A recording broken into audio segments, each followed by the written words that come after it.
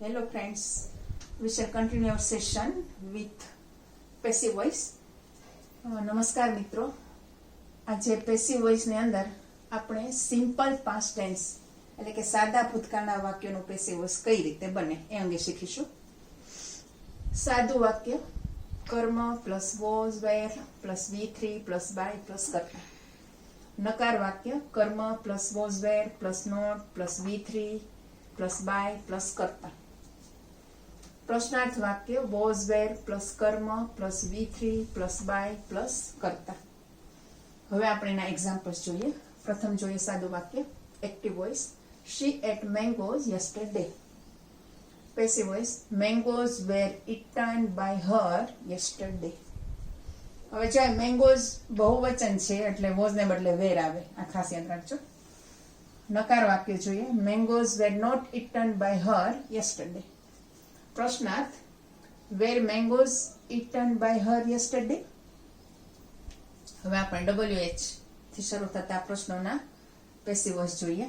who વાળું વાક્ય by whom plus was were plus કર્મ plus V3. who broke the window yesterday. Passive voice by whom was the window broken yesterday.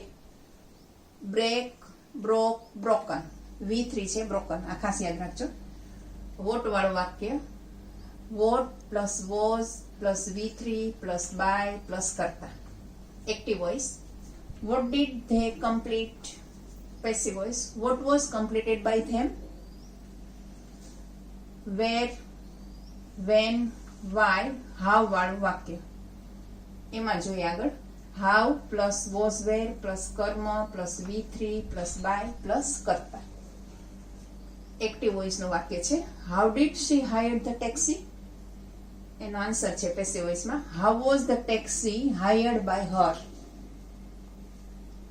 Other examples જોઈએ એટલે કે બીજા વાક્યો. Active voice they sold this sum very fast. Passive voice છે એનું this sum was sold by them very fast. Active voice નું વાક્ય Shagun completed the project 2 weeks ago. Passive voice the project was completed by Shagun 2 weeks ago. Active voice did Radha give gift to her parents. મિત્રો ખાસ યાદ રાખજો do no સહાયકારી did છે અહીંયા એટલે અહીંયા gave નહીં આવે પણ એનું V1 એટલે ક્રિયાપદનું મૂળ રૂપ જ મુકાશે. Did Radha give gift to her parents. Passive voice was gift given by Radha to her parents. હવે આપણે આગળનો કાળ છે કન્ટિન્યુઅસ પાસ્ટ ટેન્સ એના વિશે શીખીશું.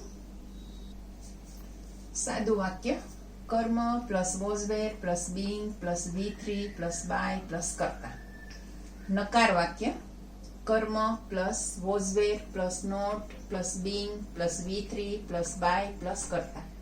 પ્રશ્નાર્થ વાક્ય was were પ્લસ કર્મ plus being plus V3 plus by plus કર્તા. હવે આપણે એના એક્ઝામ્પલ્સ જોઈએ. પ્રથમ જોઈએ સાદું વાક્ય active voice servant was serving dinner. પેસિવમાં dinner was being served by servant એટલે કે સર્વિંગ નો V3 થશે સર્વડ. આ V3 તો ખાસ દરેકને આવડવા જ જોઈએ તો જ તમે પેસિવ વોઇસ કરી શકશો. હવે એનો નકાર જોઈએ dinner was not being served by servant. પ્રશ્નાર્થ જોઈએ was dinner being served by servant. હવે આપણે WH થી શરૂ થતા પ્રશ્નોના કઈ રીતે પેસિવ વોઇસ થાય તે જોઈએ. who વાળું વાક્ય by whom plus was were plus કર્મ plus being plus V3. Active voice છે who was driving the car. by whom was the car being driven.